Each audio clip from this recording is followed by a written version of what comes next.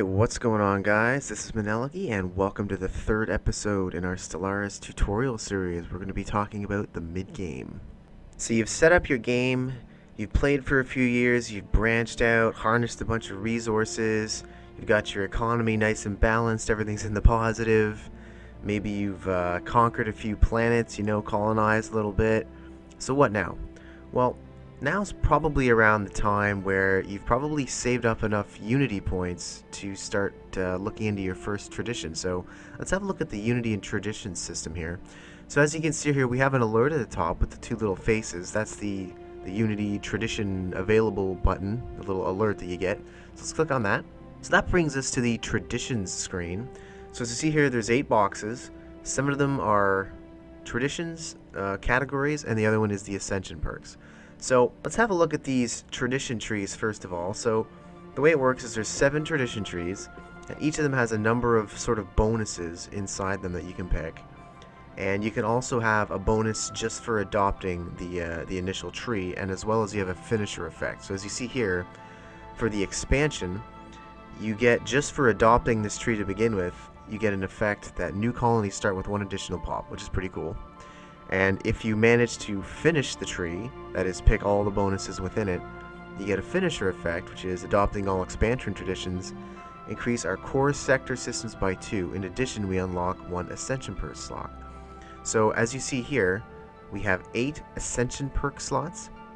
Now you notice there's only 7 traditions trees. Well, there is a tech in the game which will allow you to get an ascension perk. So you can actually unlock all 8 of these.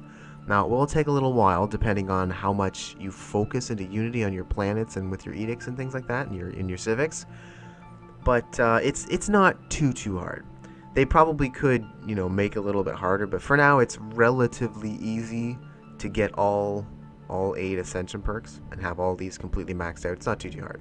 So let's go through the tradition trees here. So first we have expansion. This is, as the name suggests, focuses on expanding your empire.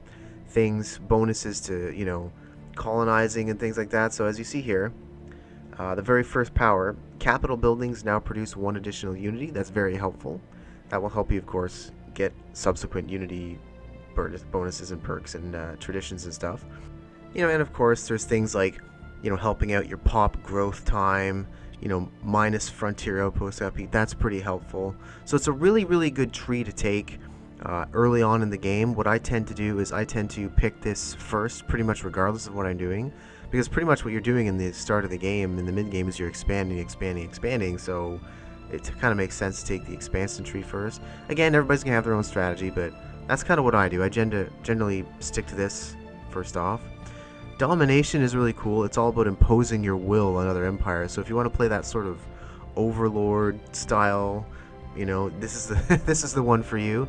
So as you see here, something like Star Lords, subject integration cooldown reduced by minus 50%. So in Stellaris, when an empire has been your vassal for 10 years, you can start to integrate them into your actual empire and be part of your own empire rather than just a separate vassal. And it takes 10 years. Now this will cut that in half, so it brings it down to 5 years, which is pretty badass. And it increases their opinion of you by plus 20, so that's pretty awesome. There's a whole bunch of other really cool, domination things if you want to play that style. Really good. Then we have prosperity, which is all about basically making things cheaper. So, you have ship cost and building costs reduced by minus 15%. You have ship upkeep minus 10%. That's huge, by the way. In the late stages of the game, ship upkeep is the killer.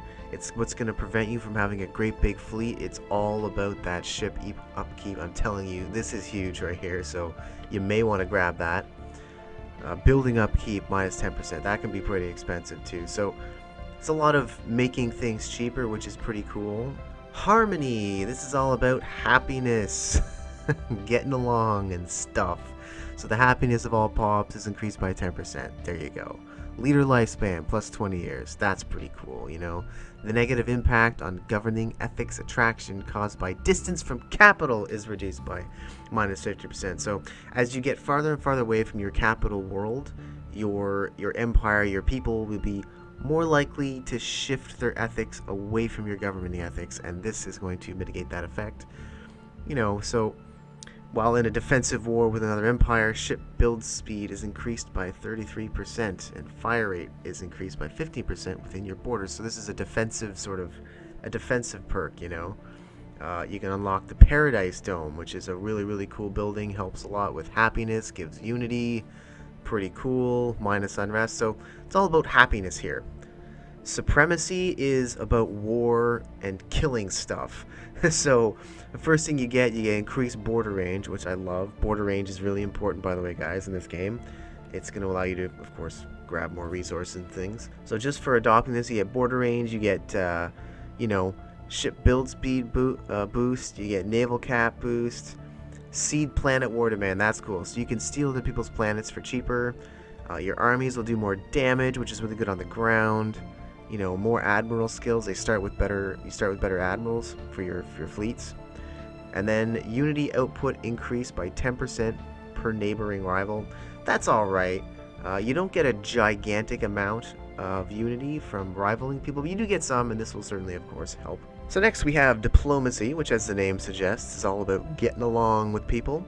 So just for adopting this, you get diplomatic influence cost reduced by minus 50% and trust growth increased by 33%. So diplomatic influence cost, certain actions in the game like forming defensive pacts and alliances and things like that, that's going to cost you diplomatic influence, like an upkeep per month. This is going to help mitigate that. And trust growth is basically when you're getting along with an empire, they'll start to trust you, and their opinion of you over time will sort of go up and up and up based on something called trust, and that's going to increase the speed at which that happens. So that's really handy. Form federation. This is really important. Federations are alliances in this game, and the only way you can form them is if you have this particular perk. So I mean, you can still be invited to a federation, but you cannot form your own unless you have this particular perk here. So it's really handy. You know, so like federal unity, our unity output is increased by 5% for every member of our federation, so that's pretty good. You have alien tourism, which is going to lock the visitor center, which is going to help with people migrating to your planets. Habitability increased by 10%. That's huge, by the way. That's going to let you colonize a lot more planets. That's really helpful if you combine that with a little perks for your habitability. Discovery is all about science, so if you're trying to go for a science and technology focused empire, you're going to want this one for sure. Just for adopting it, research station build cost reduced by 33%, which is pretty huge because you're going to be building a lot of research stations. Finisher effect, adopting all discovery traditions increases our research speed by 10%. That's kind of a big deal. You know, so you've got anomaly fail risk buffs, anomaly discovery chance buffs. That's really helpful. So as we talked about before, when your science ships are going around surveying worlds, doing things, sometimes they find anomalies, like these weird research projects they can engage in. This is going to make them find more and fail them less often. Planetary Survey Corps. Gain research equal to 1/3 of our monthly gain when surveying planets. That is a huge deal, especially in the early to mid game where you're still fleshing out surveying like a champ. You got all kinds of planets, all kinds of science ships out there surveying. That's going to gain you a lot of unity. So that's a pretty good one to have. So it's just a really good science tree in general. You know, leader skill levels increase by 1, so you start with slightly better leaders. You know, cheaper to recruit scientists. Assist research increases planet happiness by 10%. So again, as we talked about before, you can have your science ships assist the research on a particular planet, and this is going to make that planet happier when you do so. And the finisher effect is 10% research heaps. So that's a pretty big deal. Now over here we have the Ascension perks box. Now every time you complete one of these trees, you're going to unlock one of these slots. So let's have a look at what we have in here. So there's a whole bunch of really cool Ascension perks in here, and they're really strong. This is kind of where you're aiming your empire to go. This is kind of sort of endish game kind of goals for your empire, and they unlock some pretty cool stuff. So let's have a look at them real quick. Interstellar Dominion, border range plus 25%. Now we talked about how border range is kind of a big deal. This is one of the first perks you're going to be able to get. When you first get your first Ascension perk, you're not going to be able to pick any of these. You're only going to be able to pick a few because some of them have prerequisites. For example, Voidborn requires deep space installation tech, or Circle of Life requires 3 other Ascension perks to be selected first. So some of these come later and some of these are right away. But this is really good. Border range, always good. Technological Ascendancy, research speed plus 10%. That is a big deal. You might consider that as your first perk because the sooner you take that, the more effect it's going to have on your game. So that's a pretty darn good one to pick. One Vision, governing ethics attraction plus 30% and unity output plus 10%. That's another good candidate for your first one because, again, just like research, the sooner you get your unity bonuses, the more effect it's going to have. Plus, governing ethics attraction is pretty cool so that your populations don't start shifting away from your ethics. Always helpful. Mastery of Nature, clear blocker cost minus 100%, and it unlocks the ability to clear most of the tile blockers. So, on your planets, as we've talked about before, you have these things called tile blockers, which prevent you from building anything on that tile. This is going to make it completely free to clear those, and it's going to allow you to clear pretty much most of them. So that's pretty cool. Probably not the most powerful. It would be pretty good if it came with the ability to speed up the clear blocking time, because it's kind of slow-ish to clear a tile blocker.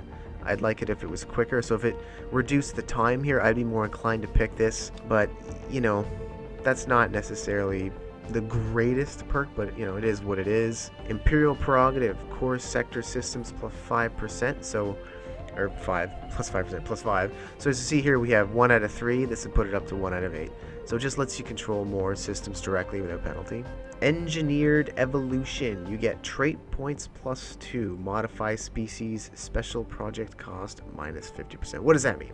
So in Stellaris, you can genetically modify the pops within your empire, and to do so requires a trait point. So for each species within your empire, you have a separate pool of trait points, and as you go through the game and get more tech and everything like that, you're going to end up gaining, very slowly mind you, a trait point here and there for the different species within your empire.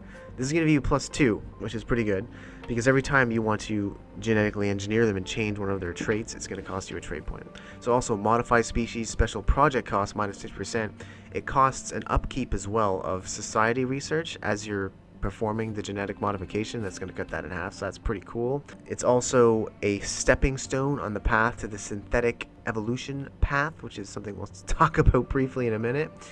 Evolutionary Mastery, a further 3 trait points and a further bonus to the society cost of doing the actual gene modding. So that's pretty handy. You're going to be modifying the living crap out of your species with that. Pretty sweet. The Flesh is Weak. This is a stepping stone onto the synthetic path, so you can turn your entire race into robots. And this is a stepping stone there. Robot maintenance cost minus 15%. Pretty freaking handy. Robot maintenance cost minus 25%, which is pretty cool if you're using a lot of robots. And this is also another stepping stone towards the synthetic evolution path. Mind over Matter. This is the first stepping stone on the path to psionic ascension. You can turn your race into a bunch of crazy psychics. It's kind of cool. Transcendence. This is the second stepping stone on that particular path. Next we have World Shaper, terraforming speed plus 100%. So you can terraform planets in Stellaris, so if they're not quite to your liking, let's say you like ocean planets and you found a tropical planet, well, you can turn it into an ocean planet with terraforming. And it's slow as all hell. So this will increase the speed by 100%, which is kind of handy if you're into terraforming. And you should be, because the more worlds you have, the more productive you're going to be. Unless you're going tall, but that's another story for another time. World Shaper, cool thing there. Galactic Force Projection, Naval Cap plus 200, that's pretty cool. Build more ships, be stronger, fight better. Defender of the Galaxy, this is a really cool Ascension perk that I'm really glad they added to the game. So as you see here, damage to Praetorian creatures 50%, damage to the Unbidden, damage to the Aberrant, damage to the Vehement, and damage to AI rebels. Everyone to ping and increase plus 20. So what are these things? These are the endgame crises that we'll probably talk about in another video, but long story short, very strong forces to fight, very difficult, and if you pick this Defender of the Galaxy, it's going to help you fight them a lot. I really like this perk, it's really great. Master Builders, Mega Structure build speed, Mega Structure build cost buffs. So if you're into building megastructures, and with Utopia you should be, because Dyson spheres are great, and all the other megastructures are really cool. So you may consider taking this perk if you're planning on building those, because they are a colossal undertaking. It's just, even with this perk, they take a long time. Without this perk, I wouldn't even want to think about it. So if you're thinking about building Dyson spheres or ring worlds, things like that, you might want to take this perk. Galactic Contender. Damage to fallen empires and damage to awakened empires, plus 33%. This is a pretty big deal too. Fallen empires are pretty damn strong, and they can give you a lot of trouble, you know, if you're trying to take them over, because, well, they're strong. Awakened empires are even stronger, and they can be a real pain in the ass if, you know, you're trying to do something in your game and they decide to awaken and start throwing their weight around. They can really throw a wrench into your plans, and they can really ruin things. So if you want to take them on, I would argue you probably want this. I mean, obviously you can beat them up without this perk. I'm not saying you need this perk, but this is another perk I really, really like. And if fallen empires are a thing in your game and you want to eventually fight them, this is a good idea. Voidborn. This unlocks your habitat stations, as well as is a stepping stone to some of the more impressive megastructures. So this is going to let you build habitats. So habitats are like gigantic space stations that you can build around otherwise uninhabitable planets. This is what allows you to go tall, as they say, instead of wide. So traditionally, in order to expand, you need to find colonizable planets and colonize them. But if you can't find any, or let's say you're boxed in, you know you're in the middle of a bunch of empires and you can't expand anymore without war, and you don't want to go to war, you can expand with this. So you just build a habitat around an uncolonizable planet, and you can then colonize that habitat, and it basically acts like a planet. So you can, in a sense, create little planets, sort of. That's basically what that is. Circle of Life. This unlocks ring worlds, and of course, to do this you need Voidborn first.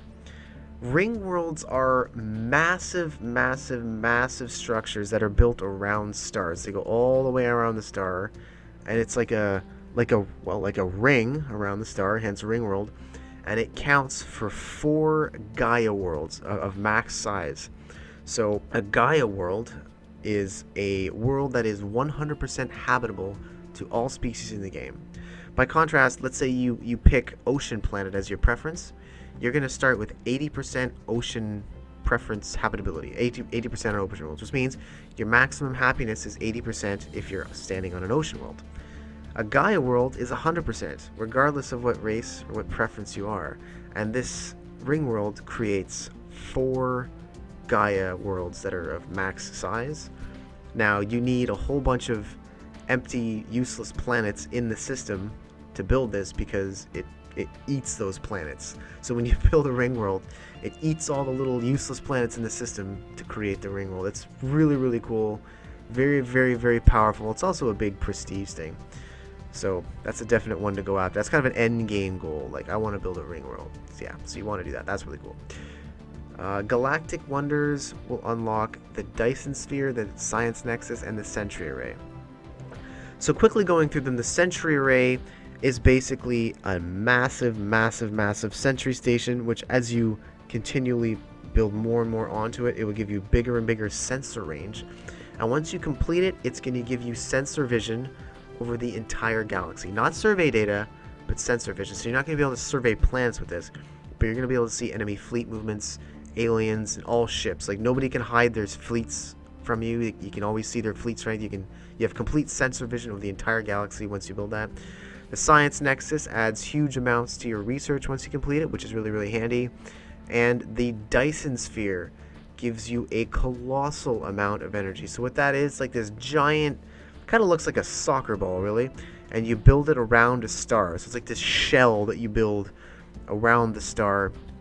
And it's what you may have seen in some of the Utopia, trailers or the cover art, some of the pictures, screenshots. That's the Dyson Sphere. It's like a soccer ball shaped shell that you build around a star, and it harnesses tremendous amounts of energy. In the late game, as we've talked about before, energy is kind of a pain. It's kind of the limiting factor of things like your fleet size and things like that because of upkeep. But when you've got a Dyson Sphere on your side, it really mitigates that problem. So you might want to think about building a Dyson Sphere. Very, very cool stuff. So by now you've probably reached the stage in the game where you've branched out a little bit enough to meet a few of the AI empires, and you're going to want to learn how to interact with them. So let's talk a little bit about diplomacy here for a second. So what you can do is, if you've met any AI empires, you can kind of zoom out. You can see them on the map here. So this is us here. This is the Arachnoid Collective. They've got their space over here, and then there's a couple more empires over here. So to interact with them, you got two options. You can click on their little icon there on their planet, which will take you right to the diplomacy screen. Or if you go up here to the contacts menu, you can see all the different empires that you've interacted with before or you've met, and they'll show up here. So you can sort them by just regular empires. Other just means things like enclaves, which we'll talk about a little bit later.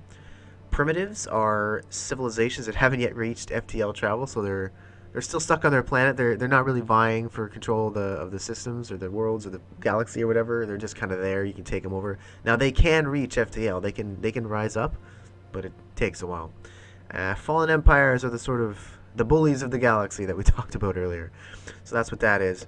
Over here, if you click on each one of their nations, if you want to look at kind of their stats, you can see over here right how they have one planet. That's how many planets they have. This is how many pops they have. This is their relative strength in terms of fleet power, naval cap and technology. This is their relative strength. So the Arachnoid Collective is roughly as strong as we are. Their attitude towards us is unfriendly, which isn't surprising because they're fanatic purifiers. Their plan is to kill us. And these are their interactions with everybody else. So right now they have their borders closed to us, and that's the only diplomatic sort of interaction they have with anybody. They're not allied with anybody. They're not at war with anybody. These guys here, the Lukongo Union, have us rivaled right now, as you can see. So this is, in my opinion, the quickest, best way. Plus, you can sort by power. You can sort if they're in a federation and, all these things, different statuses and stuff, how big they are in population. So I really like this menu. It's pretty handy. But from here, you can either, click the communicate, or like I said, you can click on their little icon there. So say you want to interact with these guys. So you have a bunch of different options here. You can declare war, which is something we wouldn't want to do just yet, but this is where you do it, declare war. The next thing you can do, you can offer a trade deal. This is very, very important. Trading is a big deal in Stellaris. So this is how you get resources and information out of AI empires or player empires if you're playing multiplayer. So this is the trade interface. On the left, you have what you're willing to offer, and on the right-hand side, you have what you would like to take from the enemy empire, or the AI empire, sorry. So you can offer them, like, say, energy credits, and you can break it down. You can say, do you want an instant transfer to, like, give them a bunch of money right away, or you could say a monthly and give them a little bit of money every month, and the AI loves monthly income, so they get a lot of influence from that. Now, this, of course, is going to come out of your income, so right now you can see we're already minus 15, so this would not be a good idea. But you can give them some money, and this is their overall acceptance of the currently proposed deal. So 42 reasons for them to say yes right now, as a Roomba might say. So because we're just giving them a gift right now as it is, they have nothing to offer back. So we could say, okay, well, let's say we want minerals in exchange for our energy. So we click instant transfer on minerals, and you can see right away they say, okay, no, negative 1,000. There's no way they're giving us any minerals, probably because they don't want to trade them, because they probably have none themselves. They're probably in a mineral deficit themselves. Maybe food. Maybe they want to food. Nope. Okay, maybe not food. Maybe star charts. Yeah, they're cool with star charts. Star charts is basically any survey data that this empire has will go to you. So anything that they've looked at, explored, surveyed, you'll get that info too. Active sensor link is basically you see what they see. So it looks like they would be cool with giving us an active sensor link, which is unusual. Normally the AI is a little bit hesitant to do that unless they really trust you. But I guess these guys don't care. That's a little bizarre. Research agreement. In Stellaris, the way this works is any technology that they have, you get a discount towards researching. So some games, it's like, research agreement makes each of you research faster, or some games it's, they might give you some other tech or whatever. In Stellaris, it's a discount to what they already have, and you can see in the tooltip there, they have 1 physics research that might apply and 3 engineering research that we don't have, and so that could potentially apply as well. So that's how you read that. Negative 1,000, that means they're obviously not going to do it, so we'll have to get rid of that research agreement. This number right here is their trade willingness. This is just how generally willing this empire is to trade and the kind of deals you're going to be able to barter with them. So 95% is pretty high. So that means that the trade we're going to get is going to be roughly 95% efficient for us. It's not 100% efficient because they're not 100% willing, but we're going to have to give a little bit more than we get. But generally 95%, that's pretty damn good. Some empires have very low trade willingness and you'll get very terrible deals with them. So that's what that number is. Just keep this in mind when you're trading. This is how long the deal is going to last. This doesn't really, well, I guess it does apply for the star charts and the active sense really, because you can see as we crank it up the years, it goes their little willingness goes down because this is going to hurt, well, not hurt them, but help us longer more, so that's why they're less willing there. You can trade food, you can trade systems, you can even give up systems. Why you'd want to do this, well, role play maybe, or seem less threatening to people. They'll love you for it, obviously. But yeah, that's how you do that. Wormhole station access. So this is for a wormhole empire. You need to build stations. Now, if you want wormhole station access, basically what it means is you want to be able to build stations in their territory, so you can ask for that. And yeah, that's basically the trade interface in a nutshell. Now you can also declare them as a rival. So what this will do is this will make them hate us and make us hate them, and it'll give us a little bit of influence every month. Now why would you want to set people as a rival? Well, for one, you get influence. Two, if there's an aggressive empire near you and you have defensive bonuses maybe, and you're not interested in starting any offensive wars, but you have some loyal allies that you think could help you out in a fight, you can set them as a rival, and that will provoke them potentially to want to attack you. Because obviously rivals hate each other, so if you set them as a rival, that'll make them more likely to attack you. But the problem with that is you gotta be really careful who you set as a rival, because like I said, if they're close to you and you rival them, you run the risk of getting attacked if you don't want to be attacked. Also, if you have too many rivals, it's just like EU4, it's the same sort of setup there. If you rival somebody who is in an alliance with somebody who hates you or something, and if you have them both rivaled or whatever, they can actually join up together and come kill you. So it's kind of this balancing act. You gotta be careful who you rival because you can end up running into trouble. You rival the wrong people, they'll group up and they'll kill you. You can form defensive pacts, so you can say, okay, if we enter into a defensive pact, if one of us gets attacked, we'll help the other. Non-aggression pact just means we won't kill each other. You can guarantee their independence, which is going to cost a little bit of influence every month, but what it's going to do is it's going to make them trust us a lot more. So it also means if they get attacked, you have to come help them. But this is kind of saying, you're going to look out for them, and you get a whole bunch of trust growth with them. And it's just a really nice thing to do, guys. So just make sure you do that. You can close your borders to an empire if you don't want them flying through your space. You can demand vassalization. So if you are considerably more powerful than a particular empire who's very close to you and they like you a lot, you can demand vassalization, which means whenever you call, they come to war with you. So you can demand that if you're sufficiently larger and you're right close to them and they like you, you can ask for that. Demand tribute just means, you want them to pay you. If you're big and scary and threatening, you can potentially ask for that. Ask to be their vassal. If you're feeling threatened by a particular empire and you're weak, you can potentially ask to be the vassal of a stronger empire for protection, basically. So, if there's an empire that's looking like he's going to conquer you, you can say, hey, to some other empire, hey, wouldn't you mind protecting me? And a lot of the times the AI is totally cool with that.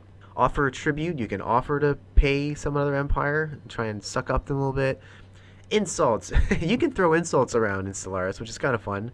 It creates this little random insult thing. It's kind of funny, actually. Now, why would you want to insult somebody? All it does is it lowers their opinion of you. Now, why would you ever want to do that? Well, one, yeah, roleplay. But two, as we talked about before, if you're trying to provoke someone to attack you because you have a lot of defensive bonuses and you have a lot of allies that'll not necessarily help you in an offensive war, but they'll jump to your defense, and you want to, say, weaken them, you can insult somebody, and that'll greatly lower their opinion, which will have the potential of provoking them to attack you. So that's one way to do it. You can certainly do that. You can offer migration treaties to people, assuming they have that law enabled in their side of things, which basically means you're saying you want to allow, your population to be able to move between your different empires, which can be pretty fun if you like their pops, if they have traits you like, or if it's, again, role play. It's kind of fun. And if you have the perk from the tradition system, you can invite them to a federation, which will create an actual alliance between you two. So that's kind of how you do that. Over here on the left-hand side, you have their opinion of you. Plus 17 is what they think of you right now, and here's all the different reasons why. The higher this is, the more they like you. Plus 17 is eh. It can be a lot higher, but it'll increase as the game goes on, assuming we don't mess with them.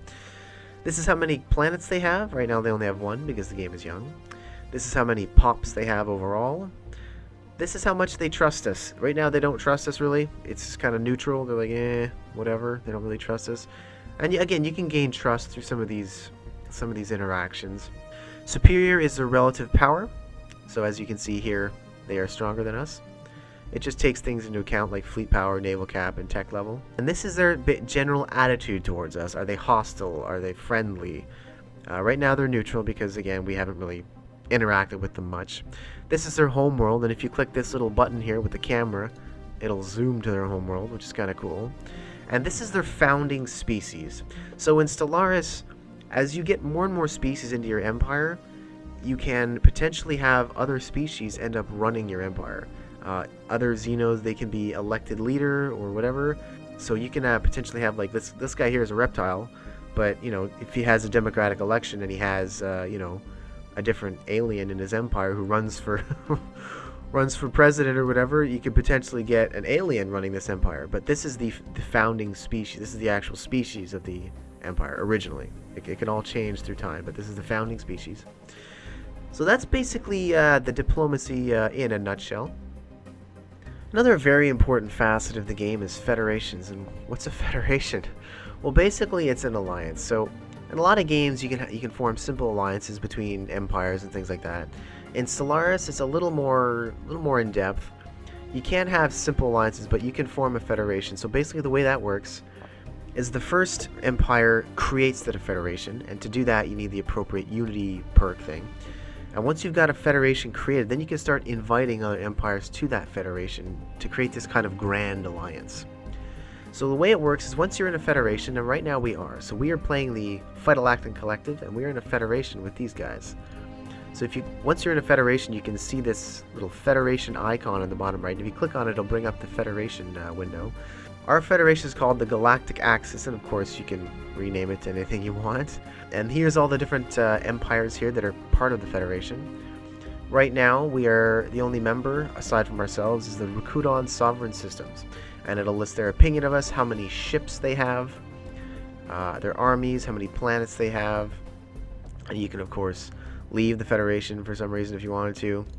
Over here in the fleet thing, this is how many ships we have in the federation fleet. So the way it works is every empire of course has their own navy, but you can also contribute to a collective sort of federation navy.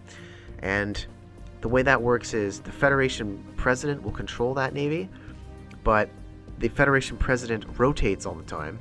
So whoever is the current president, right now we are, and there'll be an election in, it'll rotate in 2262, which is 2 years from now. So it rotates every few years, the leader of the federation, that way one person doesn't have a monopoly over it. So you can contribute ships towards the federation, the actual federation navy, which is pretty cool, because it grows the strength of your federation. And one of the advantages to doing this is that you can use the Federation Ship Designer. This is just like the other ship designer in the game, but the advantage is you can use the highest tech from all of the different races involved in the civilization, or in the alliance. Sorry. So you can produce some pretty strong ships by using the Federation Ship Designer. So it's kind of an advantage that federations have. Now when it comes to war, it's a voting system, so the entire federation has to vote on whether or not they want to go to war with a particular empire or federation, and it's all or nothing, so they can't opt out. If it's a majority vote, the entire federation gets dragged into the war. Being in a federation can be both a really great defensive tool in that it'll make you a very, very less attractive target to somebody who's very aggressive, because then they have to fight your entire federation, and also it's very handy on the offense because you've got an entire federation behind you to achieve your war goals. So it's a really, really cool mechanic. It's really, really handy and useful. So one thing that's important to consider before going to war in Stellaris is the sort of alliance web, or the opinion web. What I mean by that is if you look around these different map modes, you have the opinion map mode and the attitude map mode. And that's going to show the sort of opinions of empires relative to other empires. So for example, we click opinion map mode and click on us, we're these blue guys here. This is all the different empires' opinion of us. So you can see the Thembolan Republic and the Rakuten Sovereign Systems, and then these guys here with Thari Star Directorate, they love us. Bright green is good. Orange and red is bad. So you can see the Huvidu-Zan Empire doesn't really like us.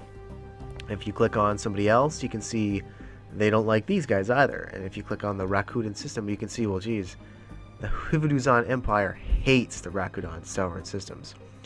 Likewise, if we click on them, we can see who likes them. And as you can see now from their perspective, everybody kind of hates them. So these guys are a little bit isolated diplomatically. And if you click on the AI Attitude map mode, which is their stance towards them, you can see here that these guys aren't particularly, they're kind of neutral, but our buddies over here are hostile to them. They hate them, and we don't particularly like them. And we're, as you can see if we click on us, we're relatively well liked. People are friendly to us.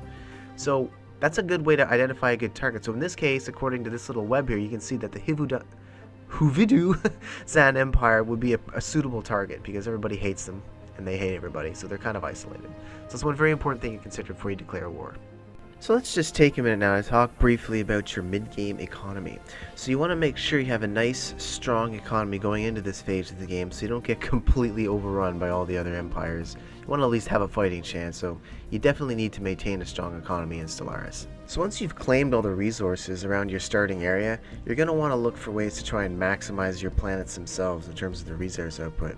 So in addition to just simply landing your colony ship in a very optimal spot in between a lot of resources, one thing you could do is build what I guess you could call economic support structure. So in addition to your usual mining stations and power plants which give raw resources, what you can also build is a mineral processing plant or a power grid.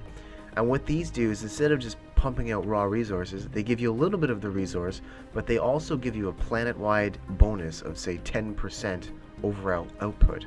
So what you can do is you can build a number of say mining stations on a planet, and then you can build a processing plant which is going to give you 10% of all of that.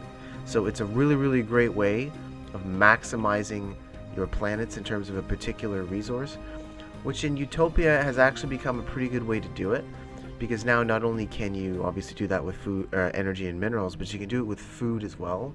So the sort of concept of specific focused worlds in terms of a particular resource is even more attractive now. To make this even stronger, you can enact planet-specific edicts which will further increase the productivity of, say, energy or food or minerals on a given planet. So you can really kind of, I guess, min-max your output on a particular planet. Now, another very important facet of your economy is going to be sectors. Any resource that you have that is within a sector border's range is actually going to go to the sector and not you. That might seem bad, but it's not so bad because the sectors use those resources to build their own things without any direction from you. You can also tax those resources. So what you can do is you can go into your planets and sectors screen, and you can scroll around there and see all the different, well, planets and sectors in your empire, and you can see what kind of outputs they're producing. You can assign leaders to improve their efficiency at gathering resources and building things. You can even set focuses for each of your sectors, so if you want them to really try and focus on building energy or minerals, or you want to try and maybe make them balanced, you can certainly do that too.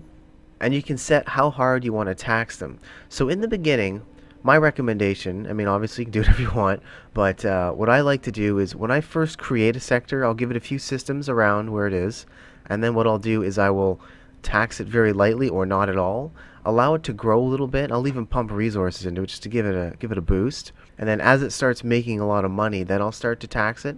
And you want to make sure you're doing this, because if you're not taxing your sectors, you're losing resources, and if you're overtaxing them in the beginning, you're losing kind of resources in the long run.